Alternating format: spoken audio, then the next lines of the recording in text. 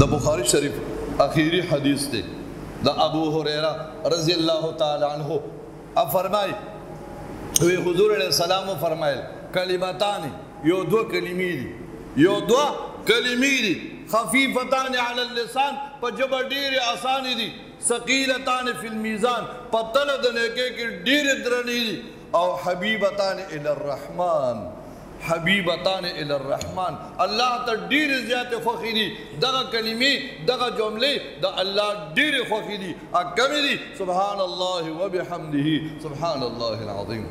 دا الفاظ سبحان اللہ و بحمدہ سبحان اللہ العظیم دا الفاظ پا دی ورزو کی کسرت سروائے یو اللہ تا خوخی دی پا طلد نیکے کے درنی دی او پا جب بانی آسانی دی حضرت مفتی فرید رحمت اللہ علیہ دا مرشد دا حضرت خواجہ حسین احمد سب دامت برکاتہم داوی والد سے مرشد اول زمان چکم دے حسن بحث سے کی مادہ حضرت مفتی فرید رحمت اللہ علیہ پا حقانیہ کے لاسنیوہ کرے ہوا بیعت میں سے کرے ہو پا نقشبندیہ مبارکہ کے خو بیا زمان لطائف اور سبقونا برابر نشو نو تجدید میں بیا داوی دزوینا خواجہ حسین احمد سب نوکا نو اغوی فرمائی مفتی فرید رحمت اللہ علیہ تجلیات کے دا حدیث را نقل کرے دی تجلیات فریدی ہے کہ فرمائی یو کس را گئے پیغمبر علیہ السلام تا فرمائی یا رسول اللہ پا جن بانے تنگی پا زندگی تنگی ما بیمارے دی تکلیفون دی پریشانے دی دیر زیاد تنگی نبی علیہ السلام تو فرمائی دا حق سیزنا ولی غافلے دا حق سیزنا ولی غافلے چھ دا غی پا ذریعہ بانے دا غی پا وجہ بانے فرشتو تا رزق ملاوی گی دا فرشتو رزق سدے فرشتی خوراک ہونکے زمان ساغون یا لگوان و ٹماٹر نخوری دا فرشتو رزق سدے دا فرشتو خوراک سدے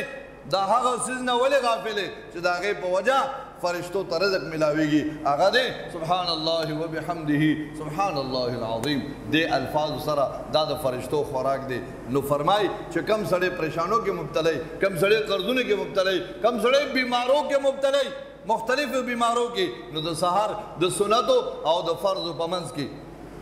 سنتو دا فرض و پمنز کے سبحان اللہ و بحمدہ سبحان اللہ العظیم و بحمدہ استغفر اللہ دا دا سلزلوئی اللہ جل شانہو با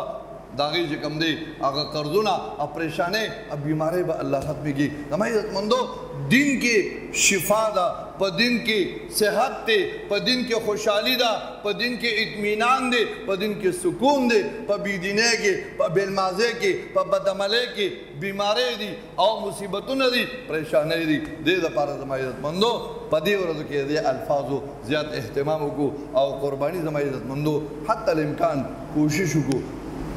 دا اللہ وعدہ دا دا پیغمبر علیہ السلام فرمان دے چھے کم انسان بانے قربانی نے کی گی دے قرض راوالی او پا قرض و قربانیوں کی اللہ دا خزانوں مالک دے راوان کال لبا اللہ پاک دا قرضونم ختم کری او اللہ پاک بدل دا خپل قربانے وصور کری قربانے دا پارا بانے نہ جوڑو